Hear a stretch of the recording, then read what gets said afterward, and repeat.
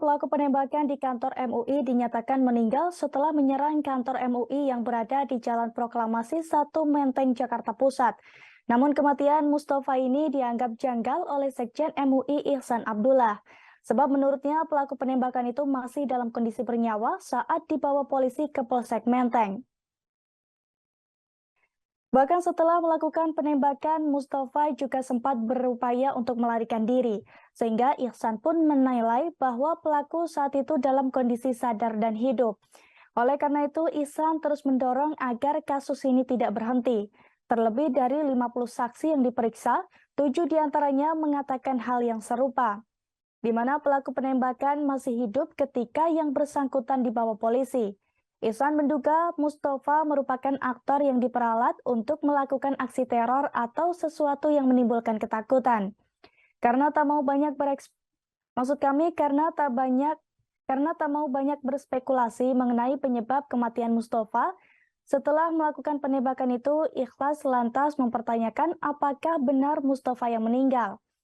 Ihsan berujar pihaknya kini tengah meminta bantuan kepada pimpinan rumah sakit atau RS Polri Sukanto untuk melakukan otopsi pada jenazah pelaku.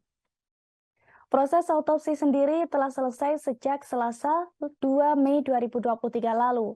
Hal itu disampaikan oleh Kepala Rumah Sakit atau Karumkit Polri Brigjen Haryanto.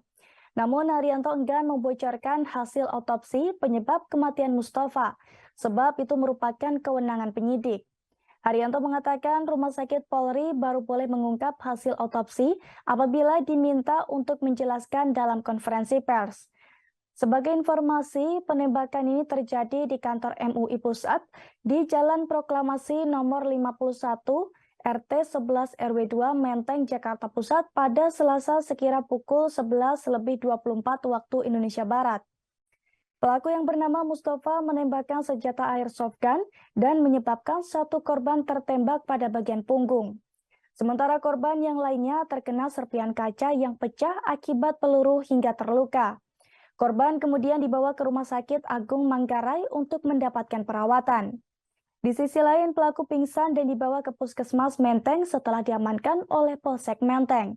Pada saat diperiksa oleh dokter, pelaku dinyatakan meninggal dunia.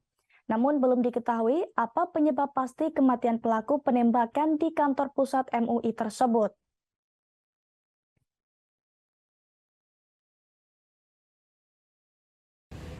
Agar polisi juga bisa membantu kita menuntaskan kasus ini supaya bisa terungkap tabirnya, ya kan, ada kematian.